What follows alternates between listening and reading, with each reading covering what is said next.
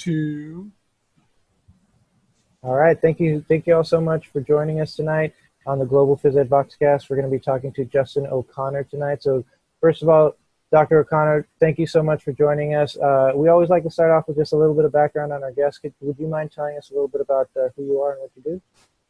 Yeah, no problem. My name's Justen, obviously. I'm from Monash University in Australia. I've been, I guess, working in tertiary education now for 18 years, coming up to 18 years. I spent my early years sports scientist, basically. I did my PhD in motor skill development in schools. So I started out as a fairly, I guess you'd call me a positivist, scientific background. But since being in the Faculty of Education, kind of branched out into a bit more sociocultural, sociocritical stuff. So I think that kind of sums me up. I cover a wide range of topics, I guess.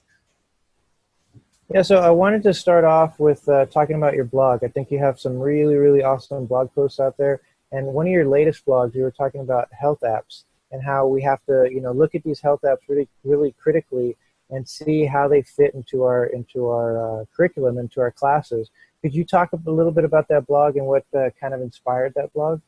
Yeah, sure. So I think, first of all, teachers are very busy people, and increasingly we're getting bombarded, or teachers are getting bombarded with all sorts of resources, and these resources come from all sorts of places. And so there's a very big push from outside of education to adopt particular practices or methods or approaches. And there is an increasing awareness that there's money to be made out of education, and more people are developing tools and resources for the education context. And so even this notion of outsourcing is increasing. So we're seeing products being pushed to teachers a lot more. Now, teachers as busy people, I can understand how they would jump on some of this stuff and grab it and be enthusiastic about it without really having the opportunity to pause and think and consider, well, what are the bigger implications of this stuff?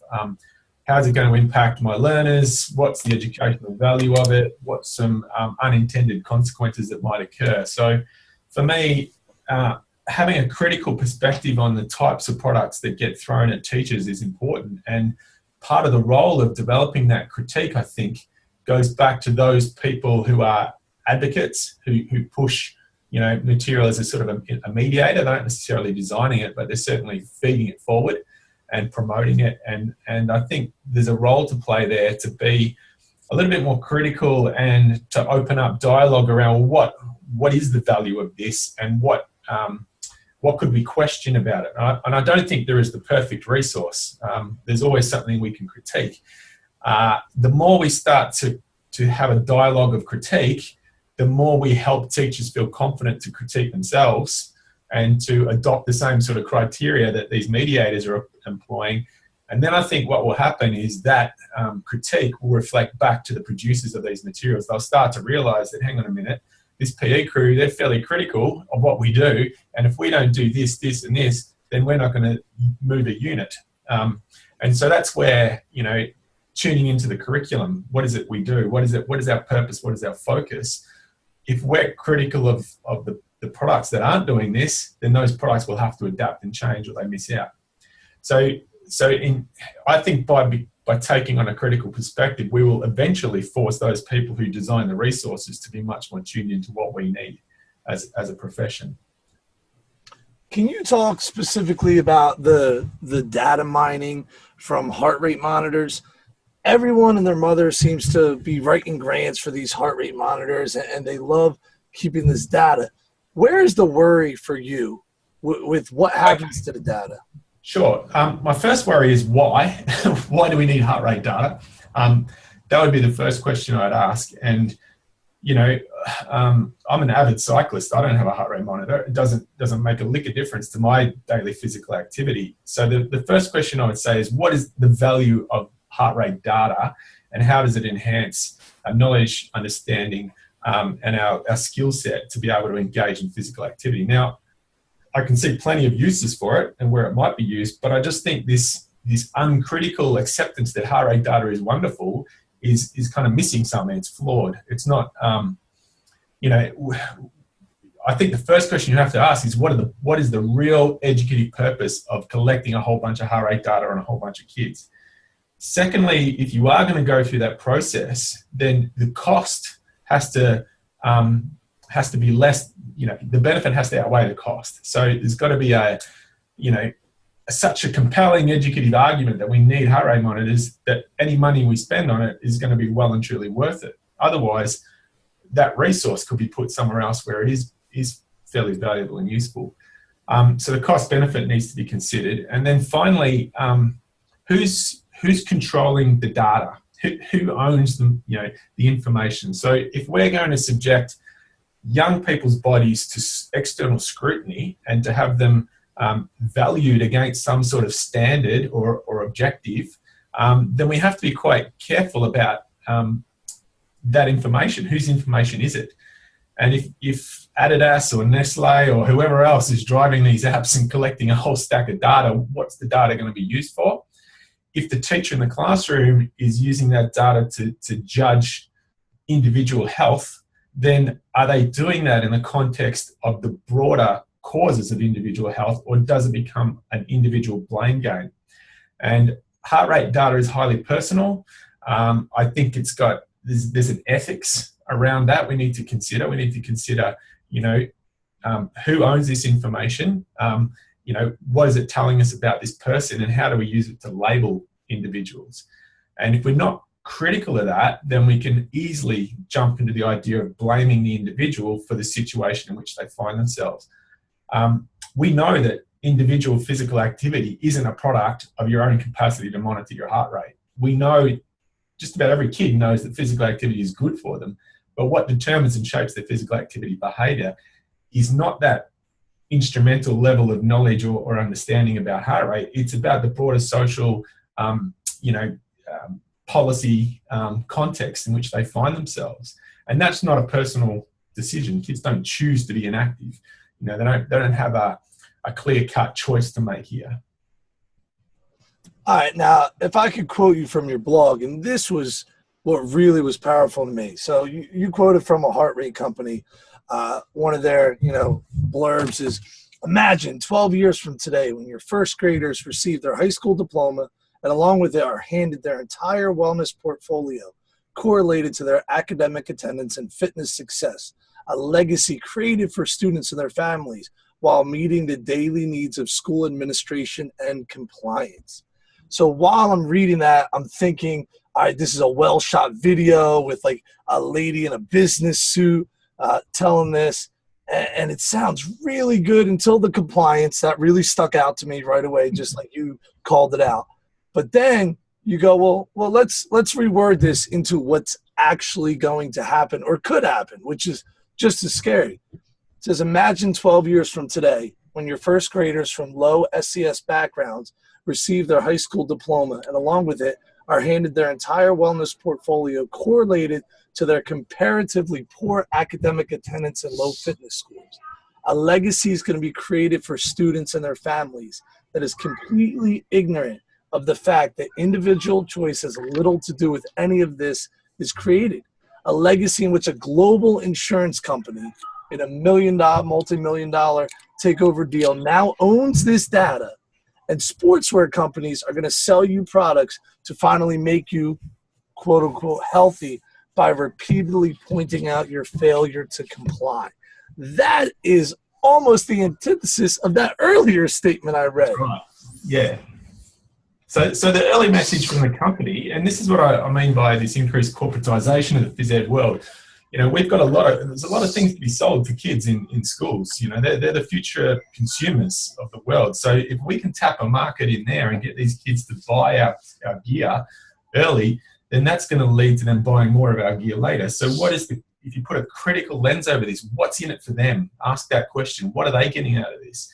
And they're not necessarily doing it because they're socially, tuned in companies. They realize there's money to be made here. So the benefit of putting Adidas on your wrist, so constantly reminding you of how fit or unfit you are, is that's going to drive the sales of product over time. And they're going to be able to profile who's doing what and where and when, you know. So the data itself is got significant implications for that, you know, who's going to access it, how's it going to be used, what's it going to be used for, are kind of critical questions that I would ask before adopting any form of heart rate monitoring program. The other part to that is this notion of healthism. The assumption here is that heart rate monitoring will be able to somehow magically revolutionize these kids' individual fitness. That, you know, fitness is a direct product of knowing how much you are doing and having an accurate record of that. So we kind of push back onto, well, if you're not hitting these standards, you're not doing enough. So it's an individual decision that you're making to not do enough. Therefore, just decide to go and do more. You know, and here's the motivation, here's the fancy video, here's the heart rate data to show you you're not doing enough. But when we do that, we simplify the notion of why people move down to this simple choice decision that an individual gets to make.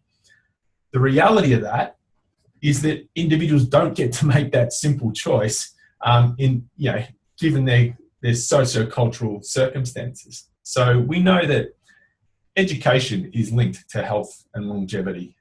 And so you don't necessarily have a choice over the level of education you're going to get. We know that poverty has a substantive impact on health and well-being. But you don't necessarily get to make a choice about whether you're going to be wealthy or not. So the message here is this notion of, we call it healthism, where we blame the individual for not doing enough, is reinforced by using heart rate monitoring as yet another metric to prove to you that you're not doing enough.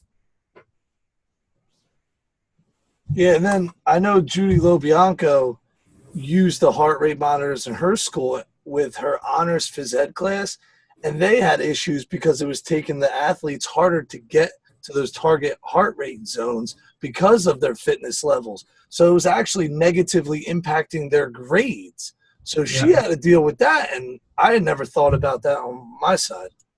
Yeah, and so this is that, and I guess teachers who have the time to be able to sit down and critique that and ask those questions, they're going to be in a position to deconstruct that with their students, and you can get a really valuable health literacy out of that. So you can say, well, okay, here's a set of heart rate monitors, class, but let's have a think about this. What do you feel, or how do you feel about your data being used and uploaded to a cloud, or being mined by a company to sell you stuff? You know, do you think that's possible? How do you feel about that, etc.? You could take the time to actually look at heart rate data and go, well, okay, how useful is this in shaping my behavior? How much do I learn from this, or I get out of this, that's actually going to make me change? I would argue that the social context is far more relevant than the heart rate data for driving physical activity. So what role does this play in the context of broader socio-cultural and drivers of behaviour?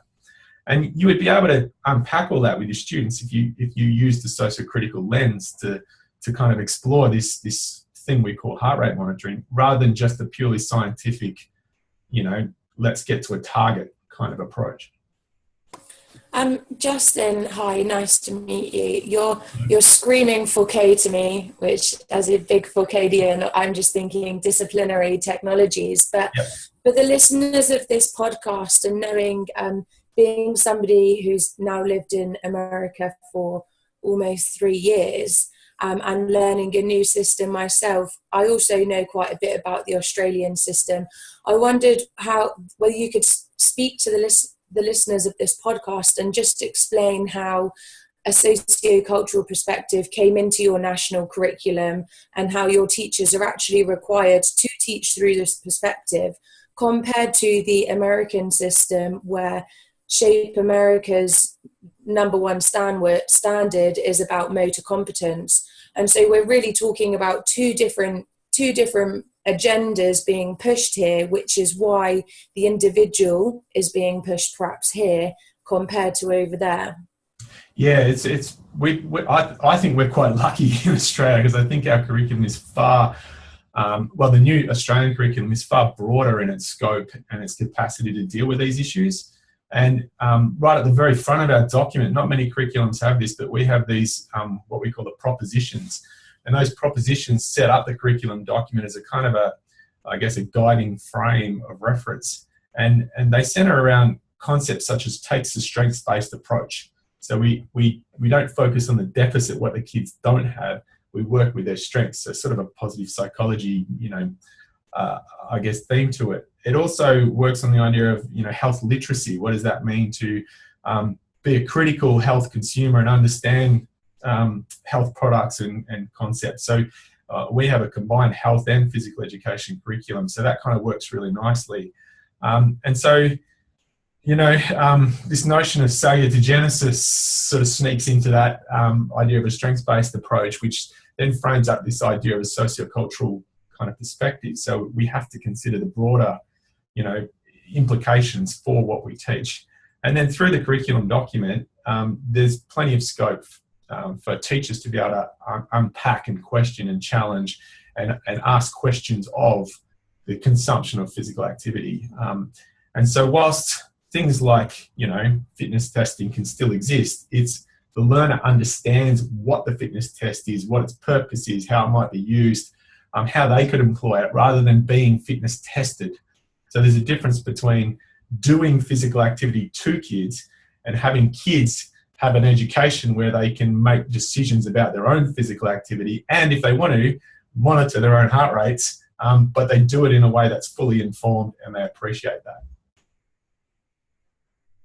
Something I was going to mention as well was that I know that a big push in Australia is inclusion of the Indigenous people, and that's definitely something here. In the United States, there are resegregated school systems here, so there's a clear divide there. Do you have anything you want to talk about how inclusion is really working there, or whether it isn't working there? Yeah, I would say we've got a lot of work to do. I wouldn't claim for a minute that Australia's got that right. In fact, I think it's probably one of our big issues. However, there is work being done, I guess, and we're starting to put through Indigenous perspectives into the curriculum document, and it is becoming part of teacher training, teacher education training, and hopefully that leads to some shifts. But again, it's I wouldn't make any claims about the Australian curriculum being way more inclusive, particularly around Indigenous perspectives. But there is scope for considering how physical activity and physical education sort of works from an inclusive position in the curriculum. It's much easier to see in our curriculum than it is in others. So I think that gives teachers permission to examine, explore, question, challenge, etc.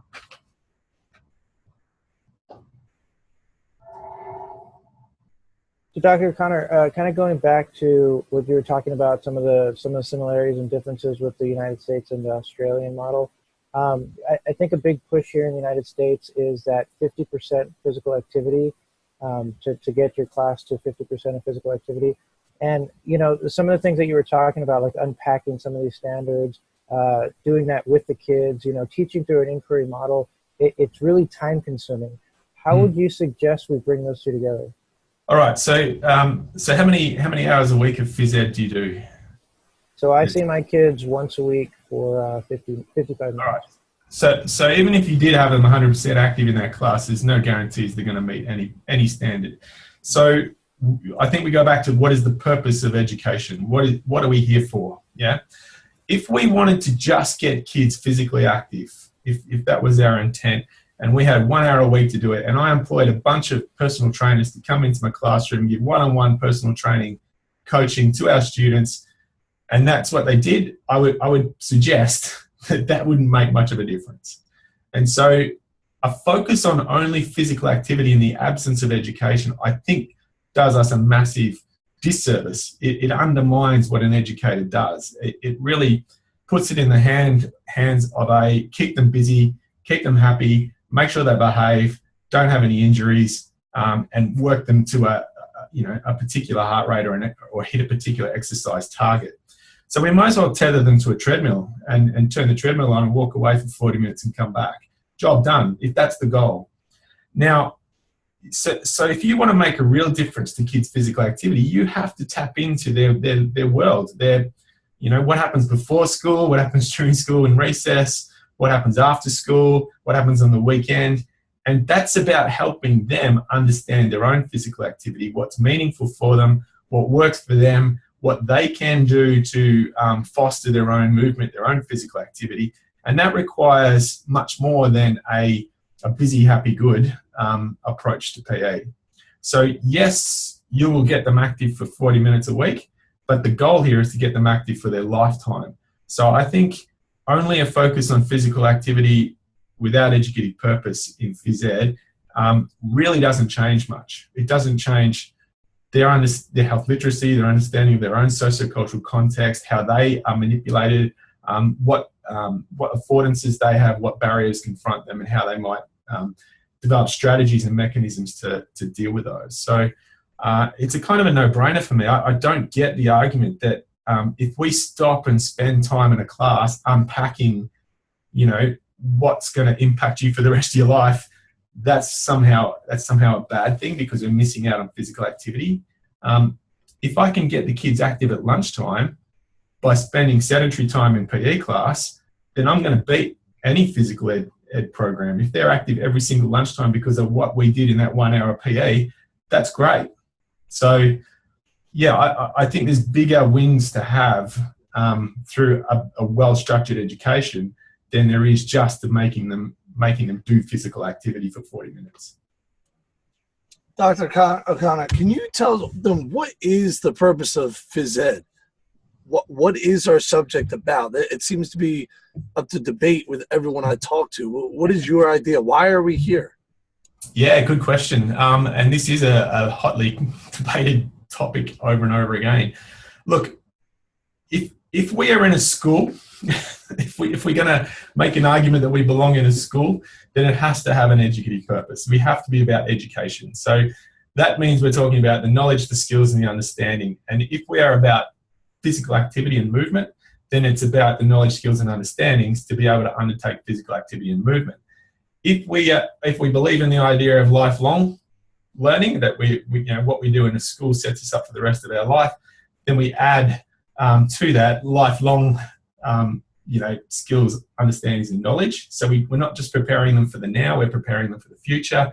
And then I think you can throw in a word like life-wide, where it has to relate to them in their lives, in their real context. So doing things that are completely abstract or that they won't have access to outside of the school or that mean nothing to them outside of the phys ed class, I think also don't belong in PE. So I would be saying helping them develop the skills, the knowledge, the understanding to persist in a lifelong, life-wide enjoyment of movement would be my kind of off-the-top definition. Now, in your definition, you just talked about the enjoyment of movement. Yet it seems like in the phys ed world, we don't talk about that a lot. We don't assess for it. And I know we're going to talk about assessment soon, or it has a lot of questions about that for us. Where does that idea of joy come into the phys ed class for you? And I wouldn't do this because you teach everything all at once, but if I was to hierarchically rank the priorities for us, that would be on the top of the list. If it's not meaningful, if what we do has no meaning for young people, it is completely pointless. What we're going to be doing is selling them something that they don't care about. And so meaning is everything. It's why we do physical activity. The problem is, I think, is that the people who are doing the teaching of the physical activity impose their own meanings onto young people and assume that all young people will share that meaning. Now, we know meaning is quite individually tailored. So, you at a group of 32 kids, you'll have quite a few who love the concept of competitive sports where their identity is attached to this notion of being physical and capable, and they will flourish in that context. But there's going to be different meanings for different kids. And for some of those, it's not going to be about the highly competitive or the elite performance of a motor skill and knowing in-depth tactics to the point where you can set a screen or play a zone defense. There's going to be meaning in other activities. So I think the first thing we should do is take the time to find out what's meaningful for our learners in their lives, in and around their lives. What context do they have to do physical activity? What opportunities in the school grounds, outside of the school grounds? What makes them tick? Where is their rush of movement? and what do they love about movement. Find out that stuff and always reinforce it. And it should be consistently part of the assessment. It should sit, meaning should sit in there amongst, the technical, the tactical stuff. It should be there, the physical. So I would prioritize it. All right, Dr. O'Connor, couple of points that you brought up really kind of resonated with me. One of the things that I think is most important to do is first build the relationships with students. So you got right to that point as far as, getting to know them and what makes them tick and how they're all different. So how would you suggest that people go ahead and start to prioritize and build those relationships? And then where do you think student choice also then falls into place within that curriculum to really meet those individual students' needs? Yeah, it's a really good question. And it's really tricky because what I don't advocate for is this kind of shopping list of activities where we just cycle through one activity for 3 weeks, and we do another one for 4 weeks, we do another one for 3 weeks, and hope somehow through that something sticks and that they will magically, go, oh, I think I love, soccer. I'm now going to go and join the local soccer club. I don't think in 3 weeks of anything you can do much substantive to develop that kind of, transfer into the rest of their lives. So the shopping, the cycling through of multi-activities doesn't seem to me to be the solution. I think what that does is it simplifies everything down and it kind of removes us from an educative context. I'm all for spending time. I think we need to spend time on things so that I think Kretschmar talks about the slow dance. We go on the slow dance. We introduce them. We say, you may not get this right now, but in time it's going to come, and you're going to start to have some sort of meaning-making experience through this. So I think for me, what we should be doing is when we think about a year of phys ed, we're looking at not 3-week cycles of multiple activities where we do introductions to everything, but we allow opportunities to do let's do the invasion game kind of theme and introduce a range of invasion game kind of sports, but there's an educative purpose to it. These are the things we're going to try and learn through it. We're also going to try and gain meaning through it. So I like the idea of kind of taking the best of the models and pulling them out and spending time developing some clear outcomes through that. But I also think it's about variety. Like, we're not going to be able to do equestrian. We're not going to be able to do the extravagant movements, but we need breadth in the types of movement experiences that we work with in schools, so that every kid in that class, and it may not be in this particular unit of work, but at least in the next one that's coming up, or the one that's in 12 weeks time, they will see opportunities for them to be able to engage in movements that are meaningful to them and hook into those. So I think there needs to be breadth. I mean, in Australia, we do sport as part of our community. We don't have it so much in the school system. It exists in the private school system, a little bit in public schools, but most of the sport is done in communities, and it's done fairly well. And I always wonder why in PE we just try and replicate that, and what could we be doing around movement that's a bit more unique and different. And if you think about the concept of lifelong learning, I mean, where are we learning about work-related movements that we might be doing? If I'm in an ambulance or army or a police force, or I'm working a desk, or I'm in construction, what kind of movements are going to be valuable to me there, or meaningful to me there? Or what other? If you look at participation trends in physical activity now, we're seeing a big shift away from organised structured sports towards much more informal physical activities, where people self-organise in small groups, go off and do their thing, have a coffee, head home on their own time, in their own terms, in their own place. Now, for me, the skills you need to engage in that kind of movement are much more around the social, the ability to understand, negotiation and how I fit in, and what the norms are, and how to be part of that group and function as a member of a social group. So they're the kinds of things that I'll be saying, well, where is that space in PEDS? For me, there's probably too much focus on the technical and the tactical associated with competitive and performative sports, and not enough on broader conceptions of movements. Although I do recognise the importance of the sport for the young people. It is still meaningful for a very large number of young people. But I think, there's got to be depth. Don't try and do too many things too frequently, but there's also got to be some breadth in the programs we offer.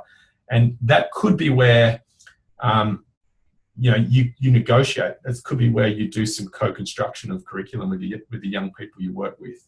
And that's that getting to know them and understanding them and getting their opinion on what movements are meaningful and how you might progress that. Yeah, it's interesting you talked about almost cherry picking what you like from each pedagogical model. Right now, Jorge and Seth Martin and I are doing a Teaching Games for Understanding book chat. The book with Theory, Research, and Practice by Linda Griffin and Joy Butler. Yeah. And probably the most surprising thing to me out of that book is that they have full chapters dedicated to how to incorporate game sense with cooperative learning, the sports education model. And I thought I was just going to be reading about TGFU, and yet what they were saying is you have to look at your sport ed model, take what you really think is important from there, smash it with the game sense. Then you're going to take cooperative learning, take what's really important from there, now smash that together with TGFU. And for me, that's like light bulbs were just going off all over the place. Yeah, that's my approach.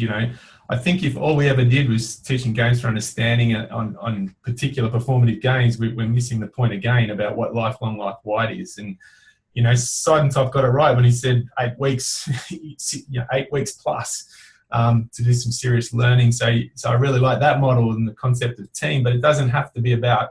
He had a competition model with ladders and scores, and it doesn't have to be that. You can be doing it with dance. And then you can take cooperative games making ideas and use that to feed into the TGFU unit, which then operates like a CPEP season. And those kinds of things, I think, are the types of pedagogies that will have more meaning for more people in your class, and it will hook them in and sustain the capacity to do these things for longer, and therefore you can have deeper education outcomes. Yeah, so I think what it kind of comes back to is kind of like that constructivist approach to education, and what all those different models kind of have in common. And so what I'm wondering is, I think in the United States we really kind of hold to our standards really closely, the standard-based model, and we work from there. And so what I'm thinking is, is there a way to have a student-centered approach and a standard-based model without having to necessarily kind of break out of the cage of the standard-based model, so to speak, in order to free up those experiences for the kids? Is there a way to kind of bring those together? Yeah, I think I get what you're saying. It's there's this conundrum. If we were to only do an individualized program, if we were to take meaning to the nth degree, what you would end up with a class of 30 kids is 30 different activities, because they're gonna mean 30 different things to 30 different kids, and that's impossible in a physical education class. And so we have this thing called curriculum, which is what society, in a democratic society, agrees is the stuff we should teach kids. Yeah, and that's contested. Most curriculums are a mishmash of hotly contested ideas that people compete for space to chuck it in. And then the teacher has to then interpret that and make sense of that, and then be the professional who then enacts that curriculum. And if your curriculum will represent the views and perspectives of multiple stakeholders, and one of those stakeholders is probably going to be the health department, who mandates kids need X amount of physical activity, and you've got to hit this minimal standard. If you don't, you're not doing your job. I think that's the masterful art of teaching, is taking what society says is really important, listening to the learner and thinking about what they think is really important and meaningful. And that's where curriculum goes from this distant, centrally organized, something that was built up on Capitol Hill and then gets thrust on the teachers, to something that is local, embodied, connects to community, and resonates with the learners that you're working with. And that's the art of the teacher, is to negotiate those two spaces and to bring them together.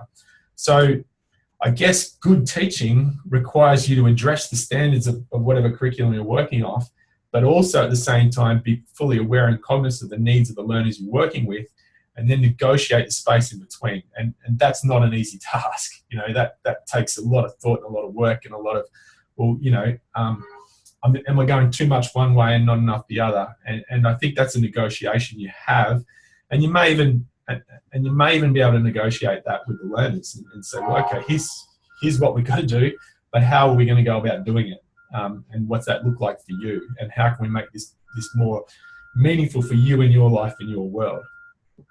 And so, you know, if you have to hit a physical activity standard, you could do that in the PE class, or you could set up an educational framework that allows that to happen outside of class. And that still might be an accessible criteria. The evidence is collected by the learner. They feed it back to you, you report on it.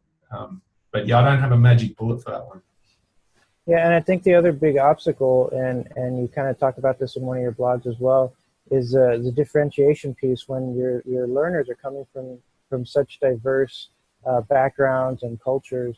How would you suggest you deal with that? Yeah. So again, I think differentiation. So, well, I like systems sort of thinking. I kind of work in systems, and I like this idea from complexity theory around the boundaries that we all have. So we all love to work at a level of optimal challenge. You know, if it's too easy, we get bored. If it's too hard, we go, this is too hard, I don't want to do it. And computer video games, as I sit there and watch my son spend hours playing computer video games, have pretty much got it right. You know, anyone who sits on one of those things is working at a level of optimal challenge. They get to select their avatar, their ideal self. They get to put that ideal self into a context that's challenged optimally. So there's the learning that happens through that is staged. It's almost individualized learning for that particular person. Now I don't think we can replicate that in a social context. You can't have, individualized tailored learnings for every single kid in your class that's going to be different from every other kid. So what you need is a kind of I guess a pathway where there is enough optimal challenge for everyone in the class. So that comes back to writing your stuff in a universal design language so that everyone can achieve that objective. So it's not written in a language that automatically excludes certain people, and that there's choice within this sort of activity. So, if I'm throwing to a target, for example, I can choose the distance that I throw to that target from, or I can choose the size of that target. Now, the learners will choose the target that challenges them optimally, and if they don't, it's the teacher's job to nudge them, to push them along. And so I use, I really like Mostyn's, I think he calls it the slanted rope model of inclusion.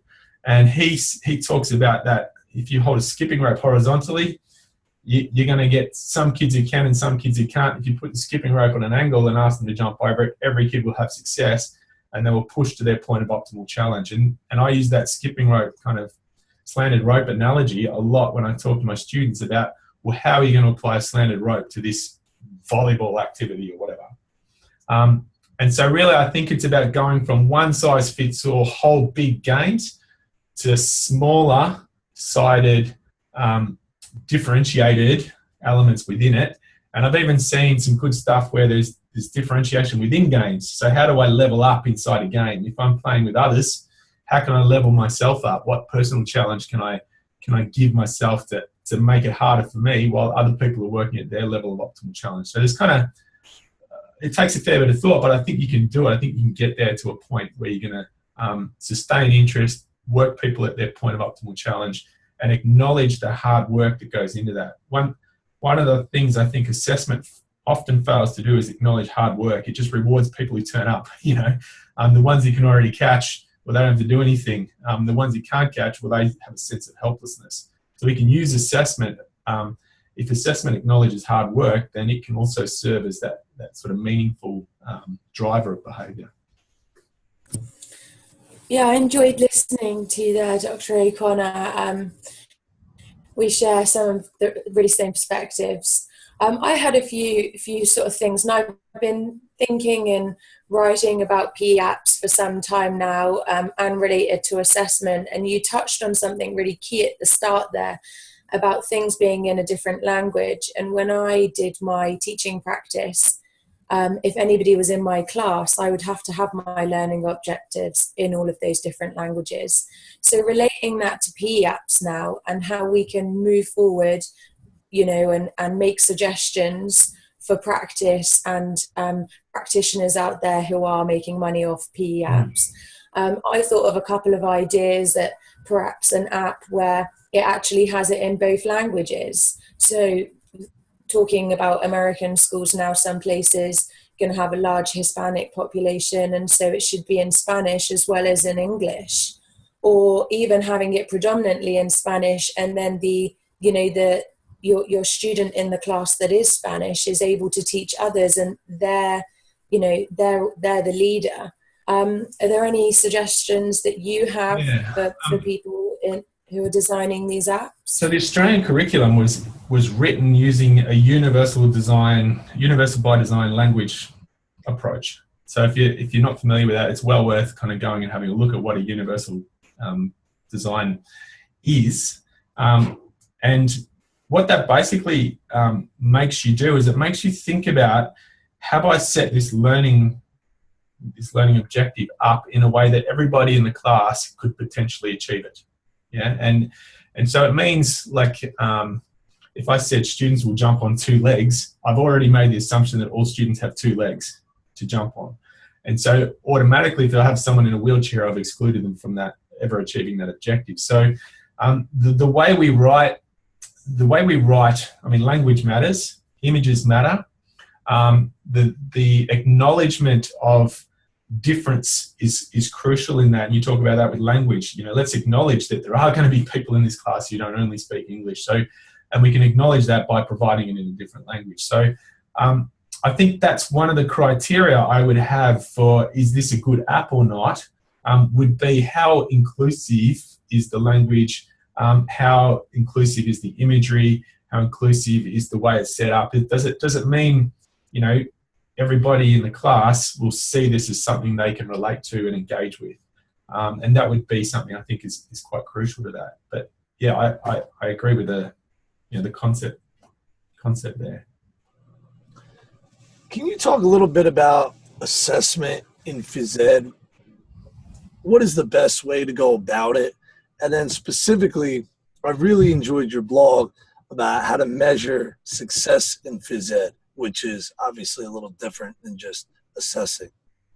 Yeah. So, all right. So assessment, what assessment is, and why I bang on about assessment. Someone said to me, "Oh, you shouldn't be talking about assessment because it's too hard. Teachers don't want to know about it, etc." But for me, assessment brings clarity to your learning intention. If I could write a learning intention that says, in this class, all kids will have fun, and I might walk away with that and be quite comfortable with the idea that kids had fun. And at the end, I could say, yeah, all the kids had fun. But if I have to turn that into what does that look like when I assess it, then I have to really think about, well, what does fun mean? You know, how do I measure that? How do I see that? How do I know it's occurred? And so assessment is a very clear statement about what we value and what we intend the learning to be around. It's because we only really ever assess things that are important, right? And if we only ever assess things like, you know, your ability to do a 2-hand layup by stepping off the right foot and hitting the square on the backboard, then that's what gets valued. That's what's considered to be important. So what I want to do with assessment is turn it away from this kind of high stakes end of learning thing to something we just do all the time, but we're very conscious of it. We're very aware of it. It's the thing that feeds into our feedback. It's the thing that feeds into our tuning into the educative purpose. What is it we're trying to teach and learn? So assessment is the application of the learning. And if we're not clear about how we want the learning to be applied, we're not clear about what we're doing, we don't have an educative purpose, what's the point of doing it in physical education? Why have we got the word education at the back of it? And so, yeah, I see assessment as being a a mechanism we can get people to really zoom in on what they're doing and why it's valued and what's important. So assessment needs to be multiple, low stakes, formative. Students need to be intimately aware of what it is and what it looks like. There needs to be peer assessment, self-assessment, teacher assessment, teacher negotiated, mediated assessment. But assessment is really fundamental, and it sits with curriculum and pedagogy, and those three things work completely together all the time, and that we shouldn't really separate them out.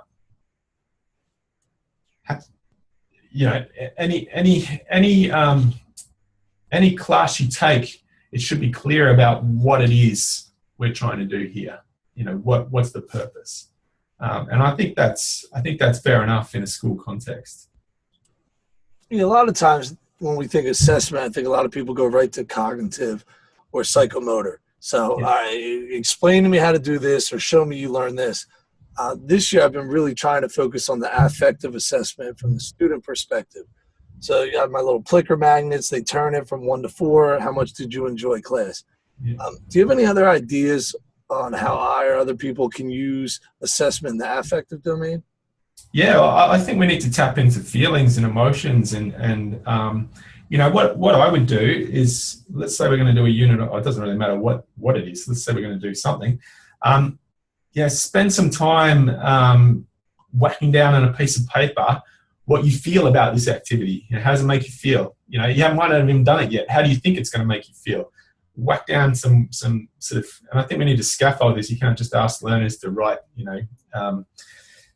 phenomenologically. So if we got to scaffold the words and the language and what does it mean to feel? So we give them the repertoire or the skills or the tools that they can use to be able to assess this notion of feelings.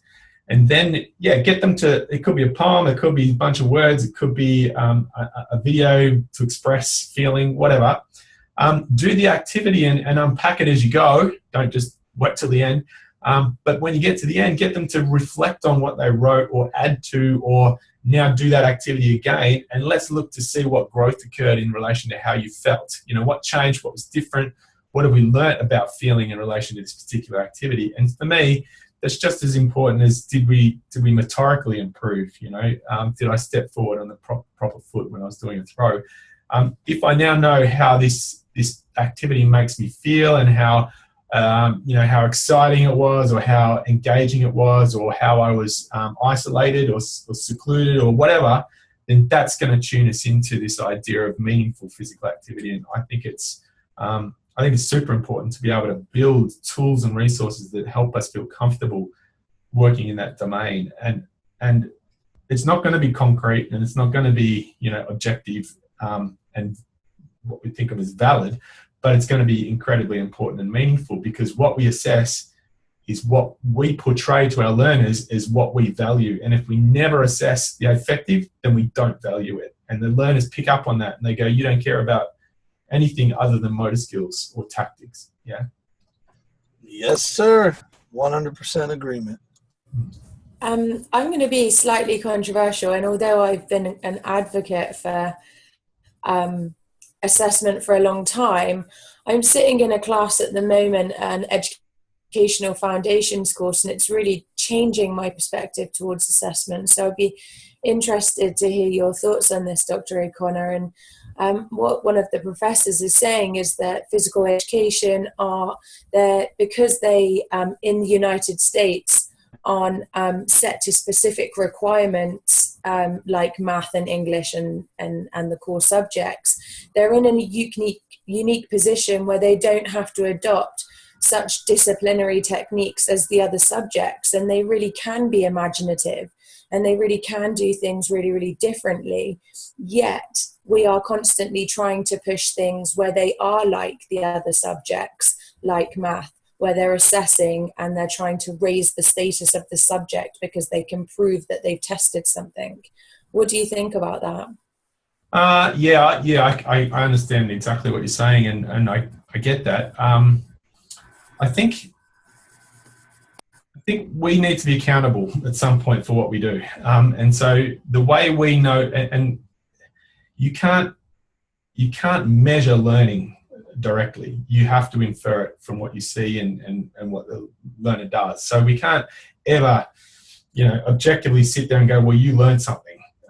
We have to use a bunch of resources and tools to allow us to accept the fact that somebody's learned something, and artifacts and whatever they are. So that's really what assessment is. It's about understanding that learning is or has occurred. And if we are in an educational context in a school, and we have physical education as our title, we're not just physical, then I think we have to be in some way accountable for learning. We have to know that at the end of the day, when I walk home, somebody learned something. Otherwise, it's just participation. Yeah. Now we'll always learn stuff, but the question is, how accountable do we want to be for what we do?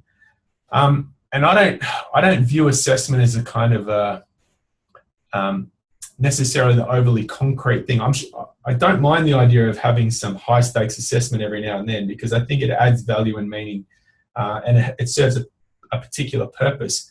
But for me, the bulk, when I use the term assessment, I'm thinking of it as more like feedback than I am in terms of a summative sort of thing.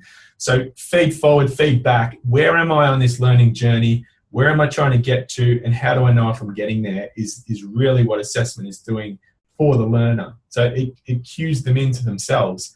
And so, concrete, high stakes, objective, summative assessment is not really the bread and butter of the physical educator. And we are lucky because we have that scope to tap into the affective domain and talk about emotion and draw me a picture or tell me a poem or, express it through joy.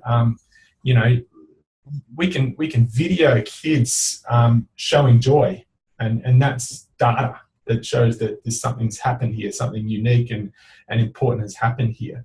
So it's really about evidencing that learning and supporting the learner to understand their own progression, which then creates value and meaning and enables them to progress. And I think that, I take what you're saying and I can see the argument. But I guess for me, shining a light on assessment makes us really think about what is it we are here for? What are we trying to do? And by opening up a dialogue around what is assessment, I think we open up opportunities that then drives the kind of pedagogy we enact, and it shapes the kind of curriculums we interpret. And I think that's really important. Dr. O'Connor, going back to the notion of feedback, I was thinking about, when you were talking, I was thinking about the notion of flow, and Csikszentmihalyi talking about 3 things that have to be available to get in that flow state, and those are clear goals, immediate feedback, and then that skill to challenge ratio that we talked about earlier. And I was wondering what you thought about, creating opportunities and activities where feedback is embedded in the activity. So it's I guess a more natural way of assessment. And then, at the end, being able to reflect on the activity based on the feedback within the activity. Does that make sense? Yeah, no, I get it. I quite like, constraints-based approaches or approaches that let the activity do the teaching, so rather than it being always objective and always kind of external. And I like the idea of in movement learning. So I'm learning in the movement. Now, how would you assess that? Well, let's take it back to an invasion game or learning to lift something or whatever that is. You just need to document what it looked like at the start and document what it looked like at the end, and you should be able to tell a story about the embodied learning that happened as a result of that participation. They should be able to tell a story about, well, I can see a difference. There's a clear change in the way I engaged in this activity from here to here, and this is what that difference looks like now that I sit back and see myself as a learner in these 2, contexts. So you could measure embodied learning by watching how the learner is now different as a result of learning in movement, and that takes it into the about category. But the learning that happened during movement, and you've now got an external witness for that, and it might be the student that's the external witness. They see themselves. Here I was. Here I am. What happened in the middle, I wasn't aware of, but now that I look at it, I can articulate that learning has occurred. Right, and I think that's the biggest challenge, is being able to articulate that learning that occurred, because I'm thinking about, I remember watching a TED Talk about a skateboarder who was trying this trick, and you know, obviously there's feedback within that activity. So he's trying a trick, and he's trying it, and he's trying it, and he messes up, and he messes up about 100, 150 times, and then he finally lands it. Yeah. And so there was learning going on, but I don't know if he was able to articulate exactly what was going on in his body, in his mind.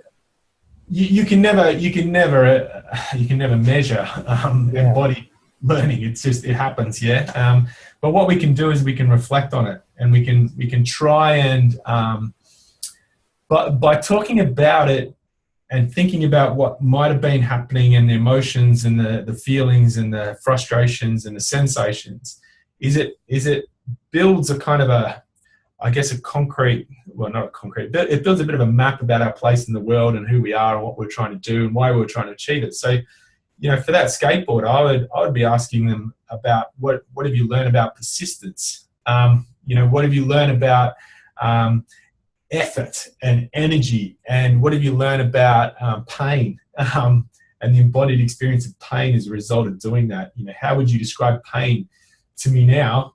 And it'd be really interesting to know what he thought about pain before and what he thinks about pain now as a construct. You know, how did that change as a result of that journey?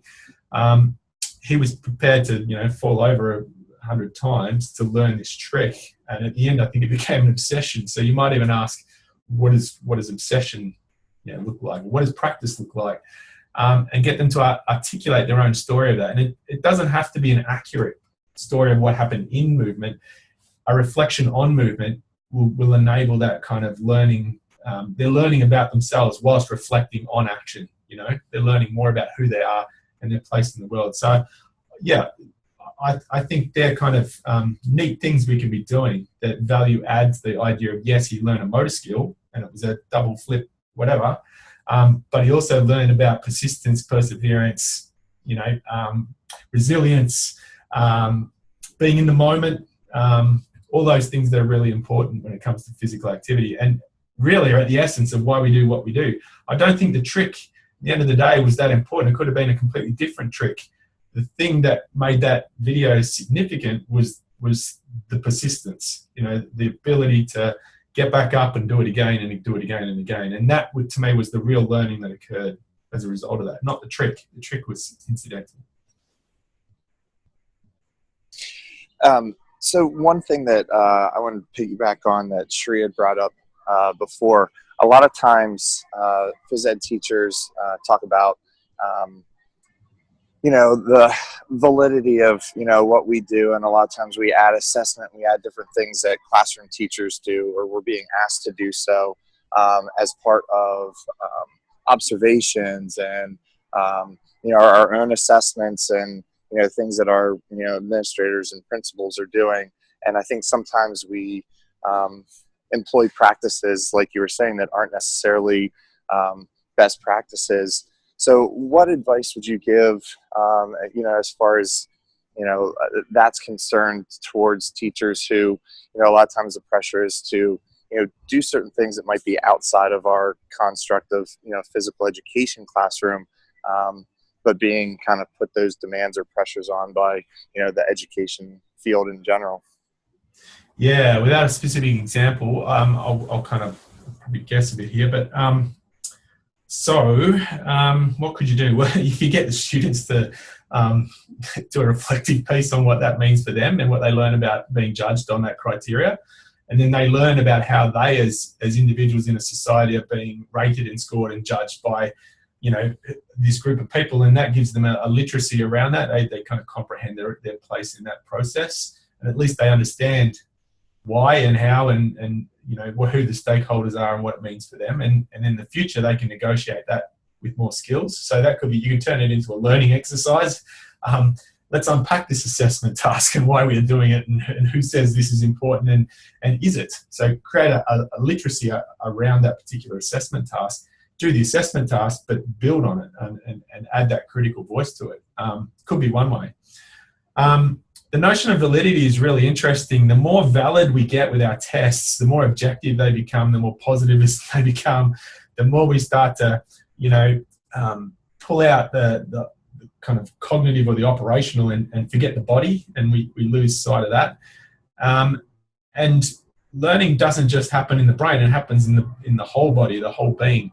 So validity is a really, really interesting term that gets thrown around, and really what validity is that the assessment measures what it claims to measure. It doesn't have to be, providing your claims are modest, then validity is easily achieved. So it's purposeful. So validity is about meeting the purpose. Do we now know more about this stuff than we did before? So I think you can create an argument for validity around anything, so long as the test measures what it claims to measure, and it's not claiming to measure things that it can't possibly measure. So I would kind of challenge the idea that a valid test is one that's, it's reduced down to the smallest possible thing. It removes all other possibilities and it only looks at that. It's how you frame validity that's important. And that's how they describe it in the research text. So there's no reason we can't take that on as well. So yeah, challenge the assessment, use the assessment as a learning device. An assessment should be learning. Like, I should know the purpose of the assessment. I should know what the assessment is, why I'm doing it, what it's going to tell me, what its strengths are, what its weaknesses are, who's going to get the information, how is it going to be used. That's a really important part of assessment, because ultimately we want our young people to be able to self-assess. That's the goal. It's lifelong learning, independent learning. If they can self-assess and self-evaluate and know whether or not it's valid for them, that's the goal. And I don't think assessment should be hidden or done to kids. It should be done with them. I think I answered your question, but I tried.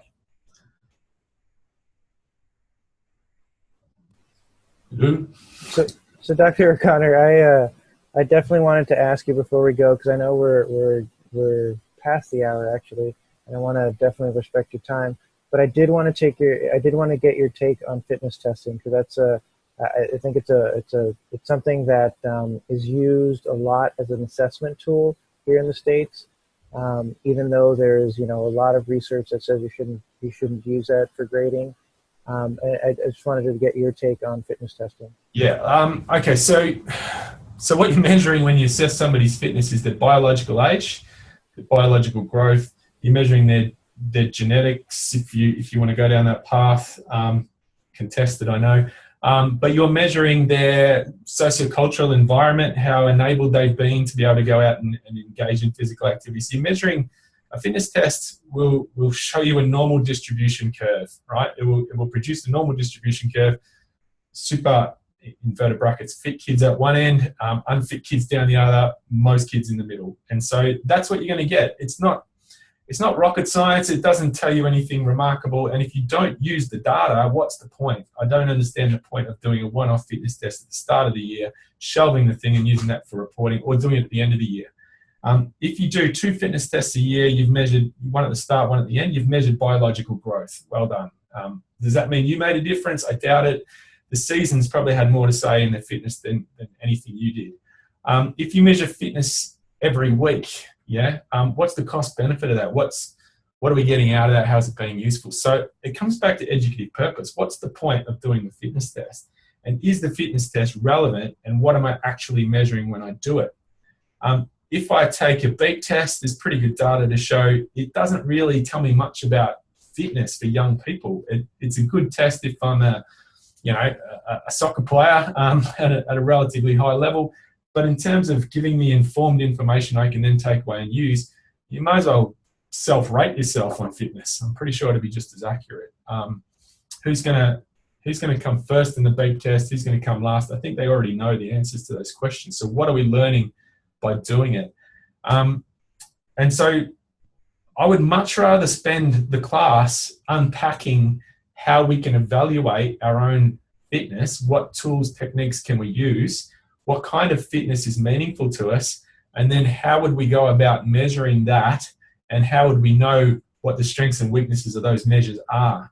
So I'm not the one who's fitness testing the kids or the learners. The learners are the ones who are going, I'm really interested in this. I really like the idea of this. I need to find a measure that will help me measure my own capacity in this space. And I'm going to negotiate how I understand and use this measure. And I'm going to be the one who controls the data from it.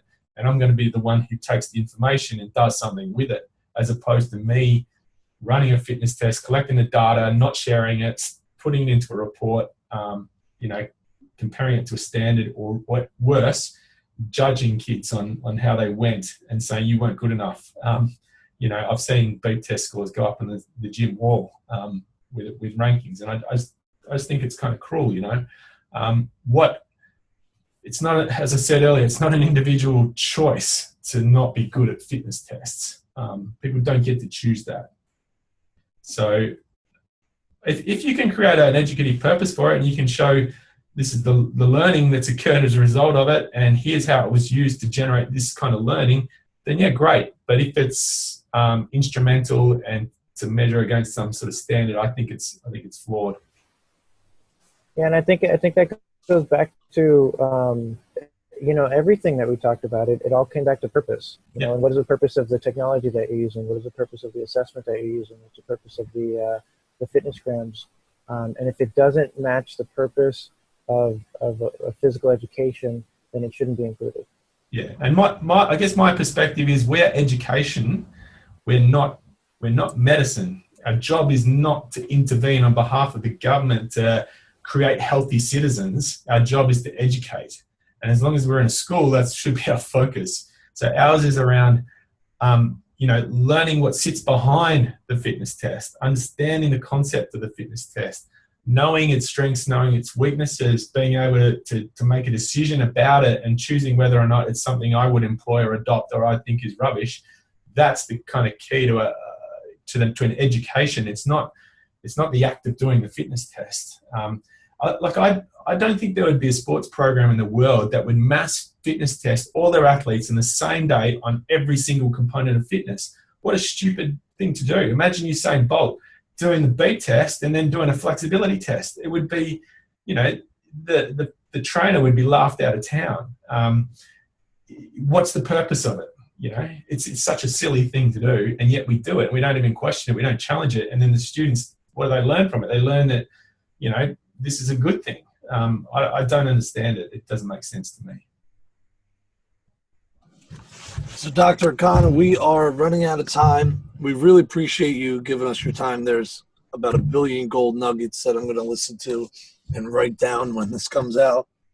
So, with the last minute, do you have anything that you would like either current phys ed teachers, future phys ed teachers, a message to give that will really help us kind of clarify our mission and improve our pedagogy? Look, I would ask to be brave and not to just accept the dominant discourse, the dominant culture of your phys ed program, and say, undertake a self-study, self-reflection, and ask yourself some hard questions about what is it we're trying to do here. And then if you do that, I think you might go, well, I'm going to be brave enough to try and do something a little bit different and shake things up a little, and maybe throw in some stuff, or play with some models, or tweak a few things we do, or add some breadth, and set some goals and work with my young people to devise a really engaging, lifelong, life-wide physical education program. So be self-critical, self-reflect. Don't be afraid to have a crack at something different and try it. We're all researchers. We're all experimenting. Things will work. Things won't work. Give it a go. Document it. Reflect on it. And if you get success, follow it. And if not, try something else. Well, thank you so much. We appreciate you. I think everybody in the phys ed and health community is going to gain a lot from this when it comes out. Jorge, any final thoughts? No, that's it for me. Thank you so much, Dr. O'Connor, for coming on the show. Like Justen said, 1 million gold nuggets in that one. I'm definitely going to go back and listen a couple times. And we really appreciate you coming on the show and spending some time with us. Shri, anything to add? No, I'll definitely be getting in touch with you, Dr. O'Connor. Thank you. Anything? Just appreciate your time. Great listening to the conversation. Really, really learned a lot. All right. Well, thank you very much, everybody. Thank you.